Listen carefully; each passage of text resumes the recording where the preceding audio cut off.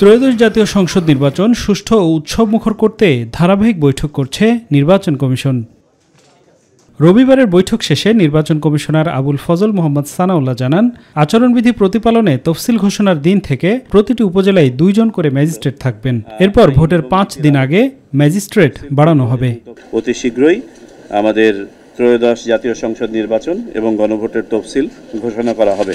Voter তালিকা চূড়ান্তকরণ সেটা হয়ে গেছে। পোস্টাল ভোটে যারা ভোট দিচ্ছেন তাদের উপরে যে ইমপ্রিন্টটা হবে সেই ইমপ্রিন্ট সহ আরেকটা ভোটার তালিকা আইন অনুযায়ী নির্বাচনের 25 দিন আগে কমপক্ষে এটা পৌঁছে যাবে।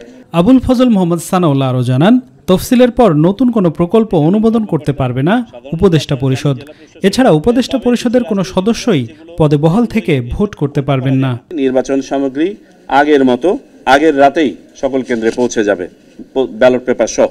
আমাদেরকে যেহেতু দুটো নির্বাচন একসাথে অনুষ্ঠান করতে হচ্ছে, আমরা ভোটের সময় 1 ঘন্টা বাড়ানোর সিদ্ধান্ত নিয়েছি। সকালে আধা ঘন্টা এবং বিকেলে আধা ঘন্টা, অর্থাৎ এখন ভোট শুরু হবে সকাল 7:30টায় এবং চলবে বিকাল 4:30 পর্যন্ত। সোমবার থেকে ব্যালট ছাপানো হবে প্রবাসী ভোটারদের জন্য।